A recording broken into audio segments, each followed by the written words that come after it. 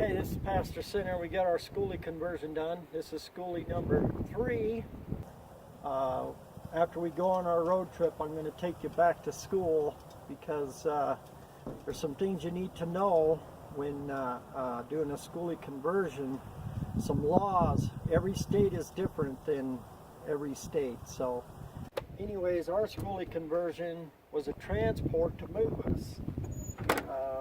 As you can see, that thing is full.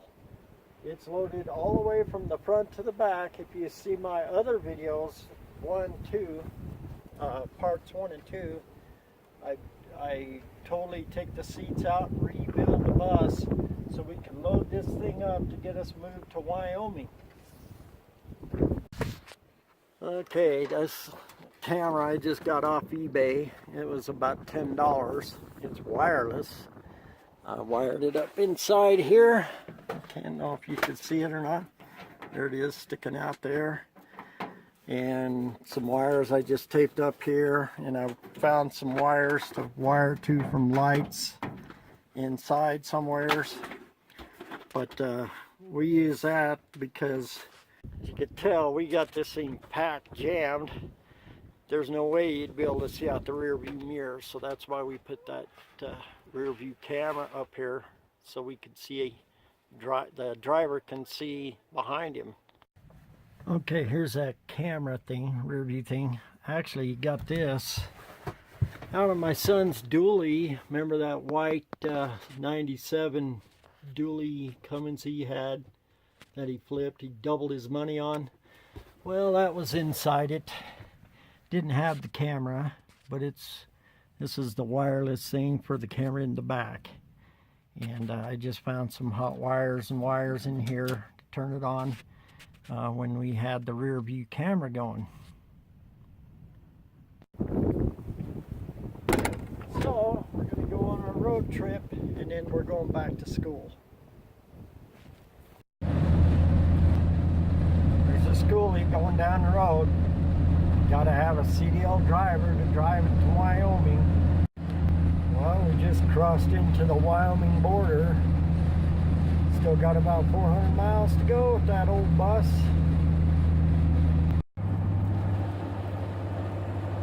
We're doing about 65, but we've been averaging about 60 in that Skoolie bus. Riding along the Continental Divide, about 7,000 feet above sea level right now. So it's doing okay. It's loaded down pretty good, but it's doing the job. It's getting us moved to Wyoming.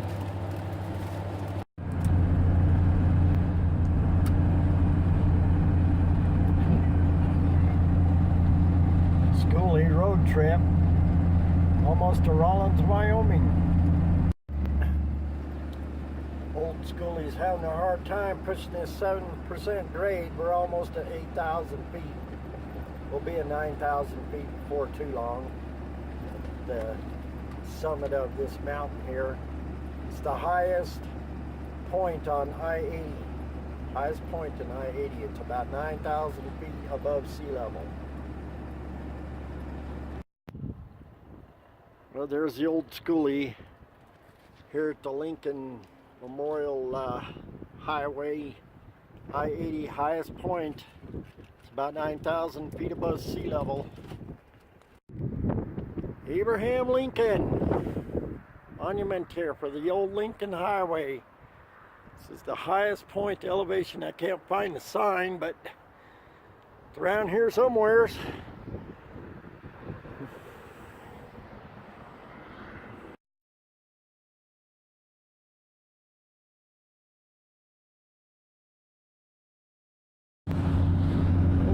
Kurt Dowdy Wyoming State Park. You can see part of it all over the place. We're probably at the summit right now. It's about 8,900 and some change elevation. Over there you can see some Colorado Rockies getting a little rain. We've been getting some rain today. We're doing about 65, 70 almost. Here at the summit.